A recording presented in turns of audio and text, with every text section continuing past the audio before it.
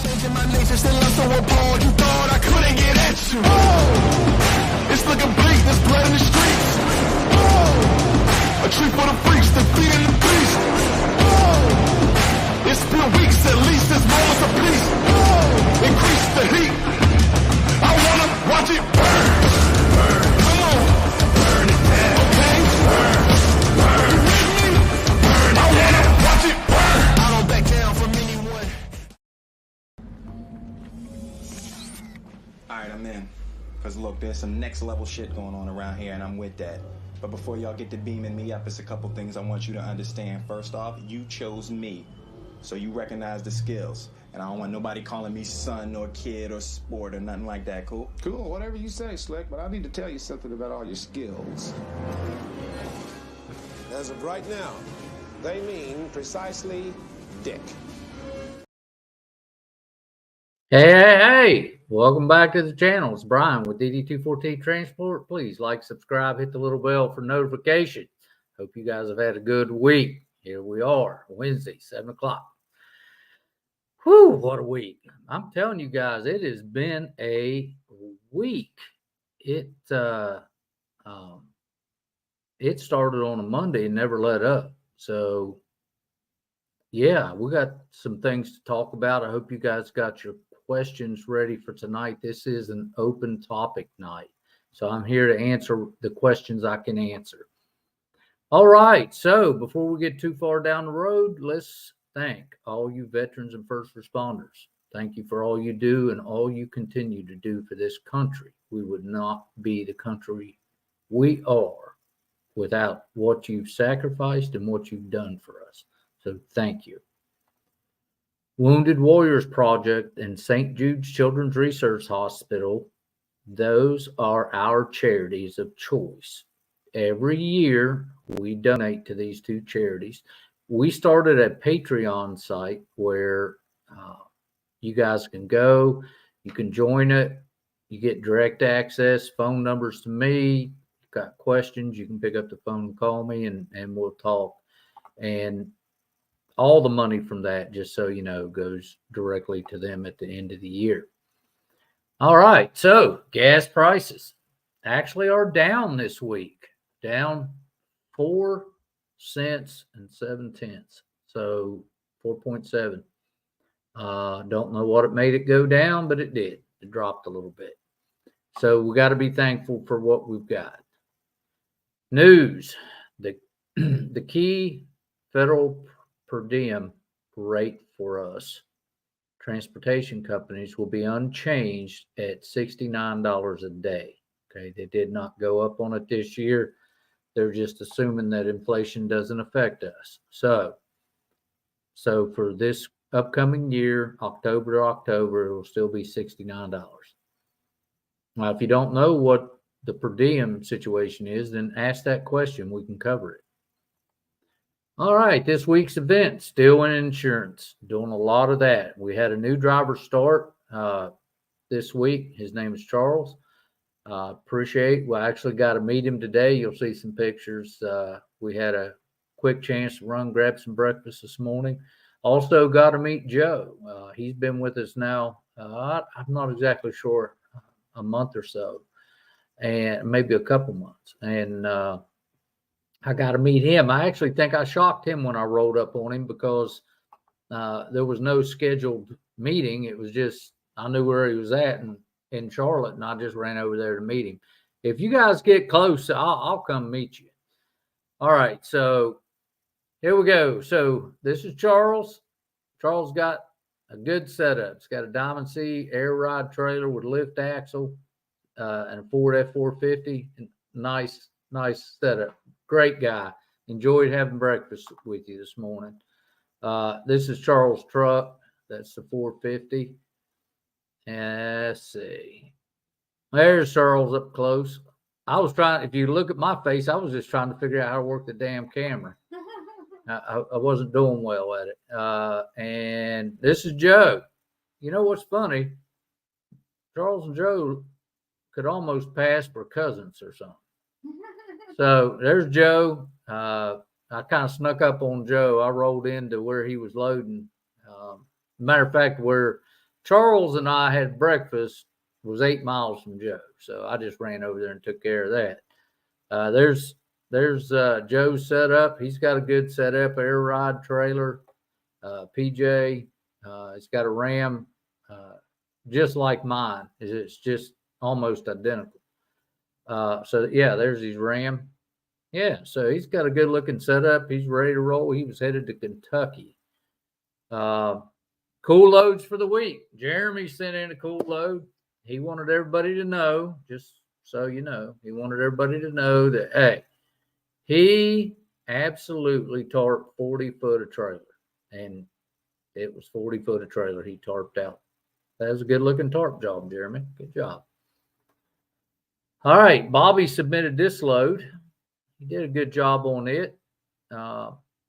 Yeah, so this is just some of the stuff we moved where guys have taken pictures and sent them in. Now this is Charles's load here. He picked up in Belmont, and these things are like 8 feet tall, and they are lift gates for the back of either semis or box trucks, dry van lift gates.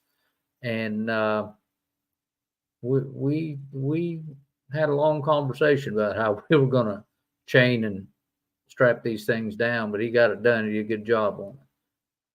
And there's Bobby again. This is a Bobby had, I believe he had 3 pickups on this piece this week. He's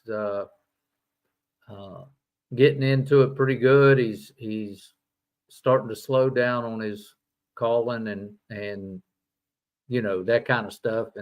And I urge everybody to call me. Look, when you're first out there, if you're unsure, you call me. I would much rather spend the time on the phone with you than to watch that load hit the ground somewhere. So, all right. That's pretty much all we got for that. Not a lot of news out there this week. You know, the gas prices come down a little bit. But I've had some really weird things happen this week, some unusual situations where people have just had really odd setups, and it just doesn't work. I have one gentleman who had a 2500 truck and a 40-foot trailer running non-CDL, and it's like you can only put 8,000 pounds on the trailer. What are you doing? But you know, he thought he didn't ask anyone. He thought he was doing the right thing, and when it turned out, you know, there's just not much you go. And he's got a new MC, so there's just not much you can do with that. So, so that's a hard nut to crack there. Also had a guy that said he had a CD or non-CDL setup. That thing was more CDL than mine. He had a 45-foot long trailer and a dually. And I'm like, there's no way that's non-CDL. So you need to go check your stuff. But just weird stuff like that happened all week long. Let me say hey to everybody. Who we got going on over here? All right. Let's see. Hey, Kelly. Ralph. Hey, good to see you, Ralph. No, we're just chatting over here. So we got King of None back in the house. Noel. Hey, guys. All right. So listen, let's have your questions. What do we got? Do we got anything? I do have King of None. Go ahead. Question. All said and done. When considering a truck purchase, how much trailer gooseneck weight should the truck bed be able to support? Well, the truck bed doesn't hold anything, Kelly. The gooseneck hitch is set right on the frame. It's not the bed that's holding anything. That's kind of a different question, but your rear axle on a dually is going to be about 10,000 pounds. You're going to have about a 10,000 pound axle back there. The truck is going to weigh right at 8,800. So you're going to be able to have a 2,000 pounds put put on that axle. So that's your answer. About 2,000 pounds is what you're going to be able to load in the nose of that trailer. But if you're looking at a purchase, what you want to do is double check your whole outfit and see what that does for you. If you're looking at for example, I tell people all the time the 35 and 5 is just about the best trailer you can get for this. People buy bigger, that doesn't help them because it burns up on, you start burning fuel up. If you get any smaller, you're out of the game a little bit there. So what you're wanting to do is to maximize the trailer and the truck together. So, for example, the 5500 that I have, what I'm finding with it is on the 5500, because of the gear ratio, it's got a lot more torque, got a lot more pulling power as far as that goes, but the fuel mileage sucks on it. Absolutely sucks. So I need to get that off there. I can't. I'm reading. Sorry. I know. I'm going to be smacked in the mouth here. Kelly, I hope that answers your question. If it doesn't, please hit me back. Okay. What else we got? King and None. How's the Craftsman? Oh, well, Bobby's running that Craftsman trailer. There was a couple pictures of it. It looks fine. It had a little bit of an alignment problem when we got it. Initially got it, took it back over there. They got it aligned, tweaked back in, and it's been fine. Bobby, if you're listening, if there's any issues to it at this point, let me know. But yeah, so far so good. One of the things, just so you know, it's not a perfect trailer. If I end up buying a trailer from them, I will change a few things that did not suit me. One of the things is their spare tire is under the neck, and it's not up on top or in the, it's actually underneath the trailer. And that seems like that would be okay. And it's not, because if you put Bryan under that damn trailer in the middle of the night in a mud hole, I'm going to be mad as shit. So no, that's not going to work. So that doesn't work for me. It may be great for you guys. It definitely keeps somebody from being able to, locate it and steal it. But for me, no, I'm going to change that. I'm probably going to buy a trailer from them. So I got to change that. I've got to, one thing I don't really care about a lot is that they're not powder coated. Okay. So I didn't like that. It's actually just a heavy duty spray paint, but that's something, doesn't really matter if they're powder coated or not. I just think a powder coater is more durable. The trailer pulled really good once it got aligned. The other thing it does, it's light. That thing is light. It feels, well, what'd he say? Okay, it does well. He talked about the paint being different. That's my only dislike so far. There's your answer, sir. Bobby's, that's, Bobby hadn't had to change a tire. He's going to climb up under that damn thing. It's going to be pouring down the rain. He's going to be raising hell. So just a couple little things. The two little things doesn't outweigh the good things about it. I can tell you that. I liked everything thus far. So good. Thanks, Bobby. What else we got? Robert Kine, anybody heard about recalls on the 2020 Ram? 2020 Ram has a recall on the fuel pump. It took them a year to get my fuel pump. But yeah, they do have a recall on it. That's the only one I know about. Wait a minute. No, something about a nut on the wheels. May have over tightened them and broken or cracked the studs. That was the other thing.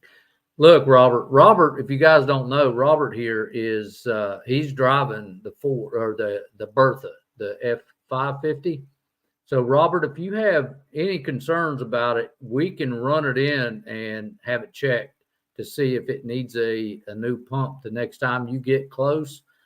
Also call me tomorrow and we'll discuss getting you over to have that bolt looked at on the fender holder majigger thing. Thanks. Yeah, that.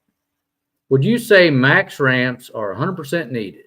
Having a hard time finding a 40-foot with max ramps. Found a pretty decent deal on a 40-foot flat deck with pull-out ramps. All right. I will tell you this, both flat deck and pull-out ramps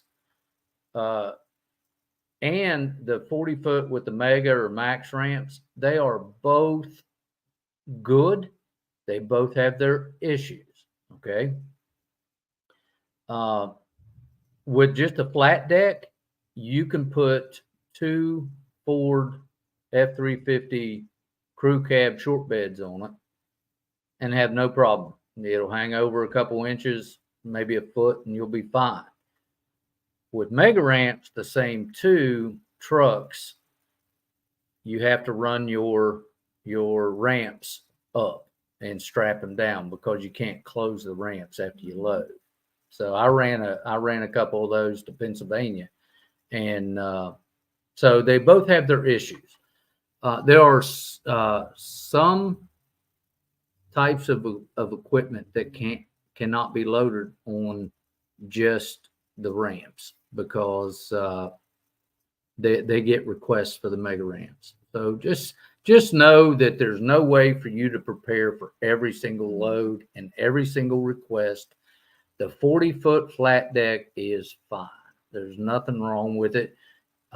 Like I said, each one has their drawbacks. So I hope that answers your question. If not, hit me back. Can you put a flatbed instead of a Hotshot bed on a Ford 550? Yes. Let's talk about a flatbed situation. I'm not so sure you can do that.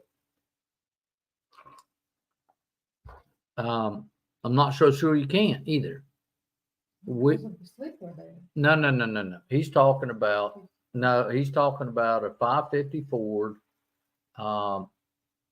Instead of just putting a Hotshot bed on it, like Bertha's got, right, which is not really much of a bed.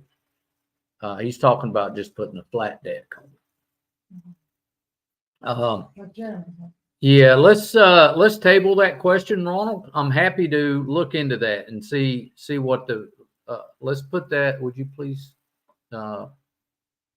table this question so I can make a couple inquiries about it? All right. So I don't want to give you the wrong answer, and I don't want to just blow smoke up your butt. So what we're going to do is we're going to table this question. I'm going to look up tomorrow and see if I can get you an answer for that for next week, if you don't mind. We'll come back to it. Thank you, Ronald. Jim Frackleton. I want to tell you something, Jim. That 5,500, where's Robert? Okay, so we are looking at about an average of 8 miles to the gallon is what we're getting, and that's it. It doesn't matter what he's doing normally. It just gets 8 miles to the gallon. And now, we're just going to have to live with it. That's just what it gets. It's pretty sucky, but with that gear ratio they have in there, it's just all it's getting. That's what it says. Hope everything's going all right, Jim. Thanks.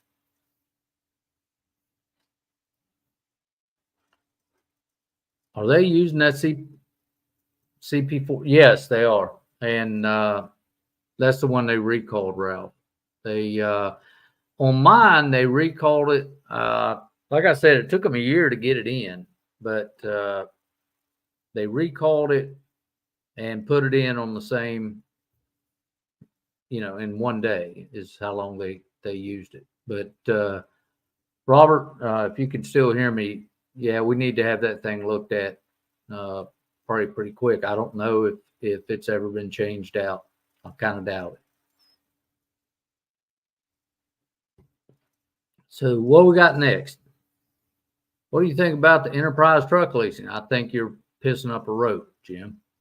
That is the absolute worst thing you can do, because then not only do you have to pay for your truck, you're paying for somebody else's truck, and you got to make them profit on it. That's what Toe Piglet did. That's what all these other guys did. Go out there. See, when you lease something, so enterprise has the truck payment plus a profit margin, plus after so many miles, you're paying 25 cents a mile. So no, I don't think so. I don't think so. I mean, that might be an option for you temporarily while your truck's down until they get that fixed. That would be an option.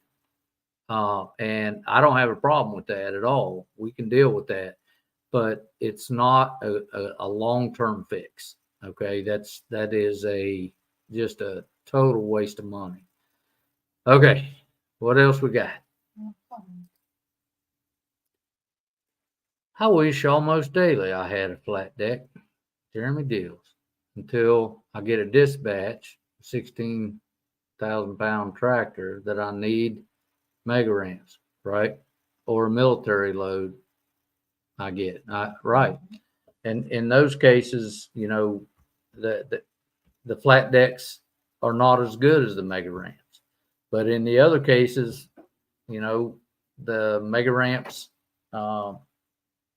hinder you. So again, there's no way for you to absolutely get the best thing. If you want to get something that's perfect, I guess you can probably get a tilt deck. That'll fix all of it. You don't have to worry about either one of them. But all right. So what do we got? Kelly, share your thoughts on the 450 versus 450 cab and chassis. I have no thoughts on it. It depends on what you want. The 450 cab and chassis, if it's is it a 4-door, or are you planning on putting a sleeper on it? You can go to Roadmaster and have a sleeper put on, but Ralph is our Ford guy. I have not owned one of these. Also, Charles is a Ford. We got a couple Ford guys on here now, so I don't know one thing about them. I don't own one. I'm sure they're fine. That 6.7 liter diesel they've got in it seems to be solid. So yeah, I think that as long as you stay with what you know and what you're comfortable with, you're going to be fine with it. All right, what else we got? Peace to you, brother. Question: how do you feel about a 5,548 foot, 53 foot step? 5,548 foot. All right. So listen, we ran one of these. Matter of fact, Robert ran one of these. So it's a 48 foot, a 48 foot flat deck with a 10 foot top or 8 foot top or whatever it is, tends up to be to a 53 step deck. And what we found was this: that trailer is meant for a semi. Can you pull it? Yeah. But I believe you do damage to the truck doing that. I think it's too much. Get you a semi, man. That's a lot of trailer, and they're heavy trailers because they're gauged to carry a lot of weight on a semi. So my suggestion is, if you want to do Hotshot, you stay in that 40 to 45 foot range max and do that. The lighter remember, the truck's only going to carry so much weight. Every ounce of weight that trailer cost you, it costs you what you can actually put on the deck. And those are heavy trailers, guys. Okay. I hope everything works out for you. Thank you. Good. All right. So, Hotshot is a niche market. It is a market that if you get into right, you can make money at it. Get into wrong, you can lose your ass at it. When you look at things, you look at everything. You look at your truck, the gearing in your truck. You look at your trailer weight. And then you start thinking about, well, what is it going to do for fuel mileage? How's it going to hurt me there? And I knew the 550 was going to get worse fuel mileage, but I really didn't think it would drop to 8. I mean, most semis get 8. So, that's tough. And when you start getting, $1,500 to $1,800 fuel bills every week, it's not a month, it's a week, you start feeling that. And we have. And so you have to understand that it is a balancing act. Everything, first you start juggling, trying to figure it out, but then you lay it all down and it's all got to balance out. You got to have the right truck, you got to have the right trailer for that truck. The gentleman I was talking about earlier, he, like I said, he had that that 2,500, and it's just not enough truck for that trailer. It was just completely backwards.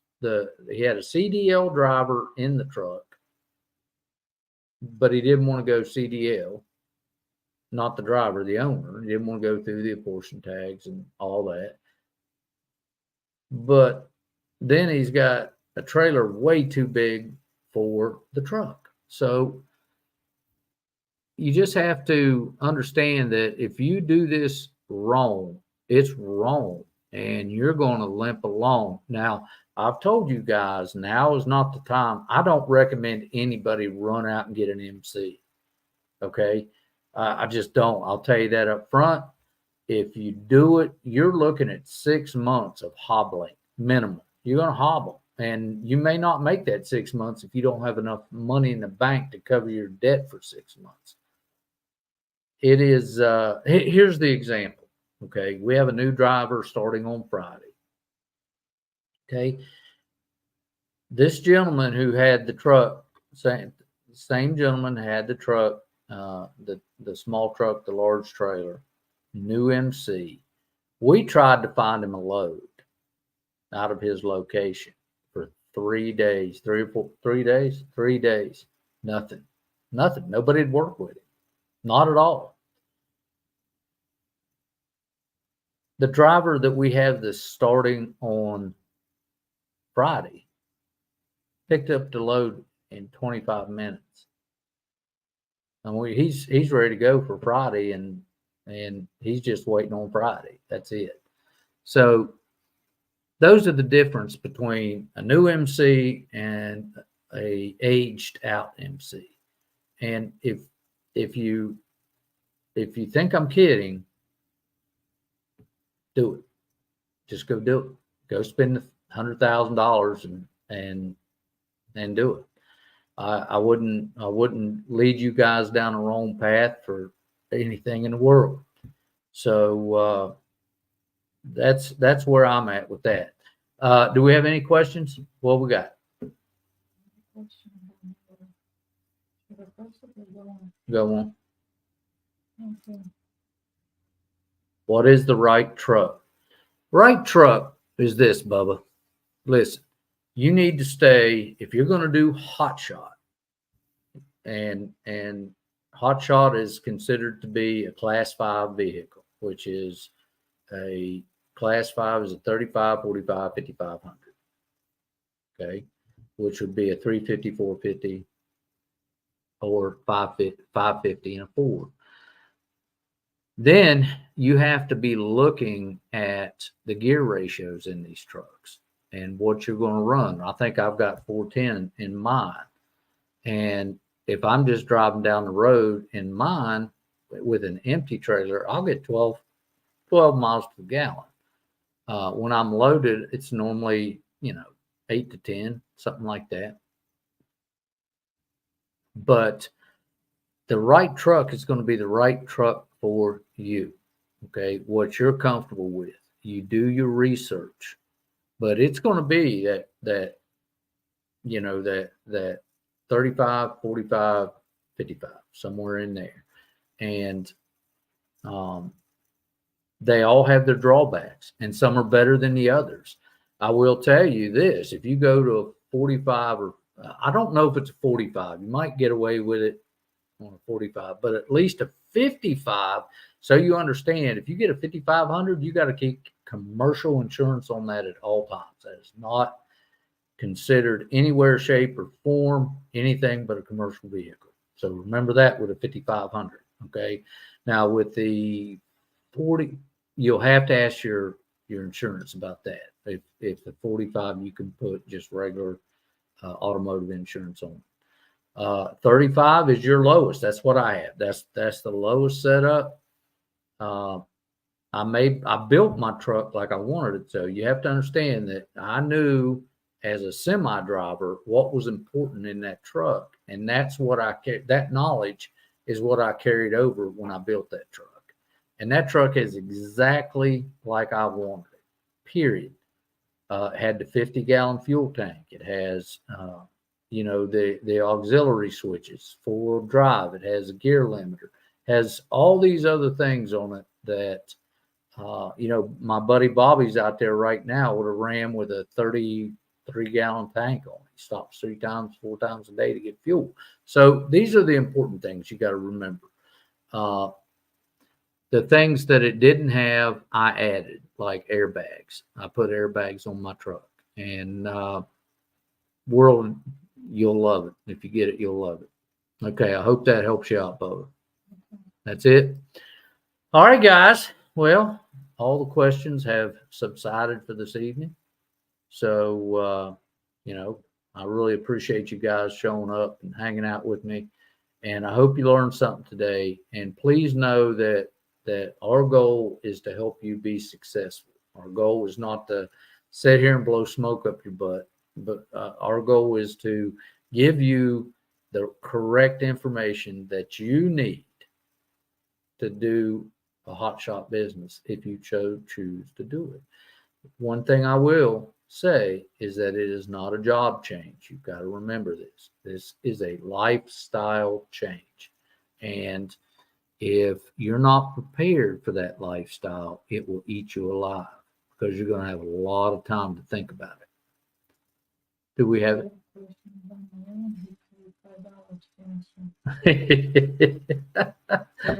Go. Eric,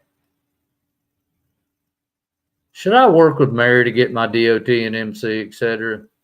I know the first 6 months will be tough, but I'm going to take the shot. Buddy, I want to tell you something, Mary. You tell Mary, yeah, should you work with her? Work with her. But you tell her that you want to do, if you're going to do the MC deal, you tell her you want to go in at the lowest possible level you can go in. You want to be you want to set your business up as like a carrier, like a van under 10,000 pounds. You want to set it up as intrastate, not interstate. Then you want to set that aside. Understand you're going to pay short insurance on this, okay? And then you want to find somebody to lease on to for 6 months to a year and let that baby age. And while she's aging, you're still out there making money. But I want to tell you now, you go out there and you get that MC and you think you're going to run out there and make money. It's not going to happen, bro. Look, I appreciate and listen, I think it's awesome that you want to try it. I do. but the environment right now is that brokers do not and will not work with new authorities. They have to be aged. So do what I told you. Tell her you want to set it up and park it for a year, let it get age on it, and then come out swinging. Okay, that's how I do it. I hope that helps you out. And if you need anything else, please reach out. That's it. Okay, so guys, again, thanks for being here. We love you.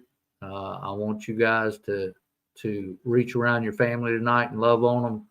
And remember, it's all you got. You got to love life. You got to love what you're doing. And, this is what I do. I do this because I love it. Okay. And I'm not making money 50 other ways and trying to tell you I'm making $1 bazillion. I'm not doing it. That's not what I'm about. So just remember, if I tell you, you can take it to the bank. And if I make a mistake, I'll come back and apologize to you. So anyway, love you, mean it. Have a good weekend. Have a good rest of your week. Be safe. If you're out on the road, Robert, you be safe, brother. I appreciate you. All right, let's call it a day.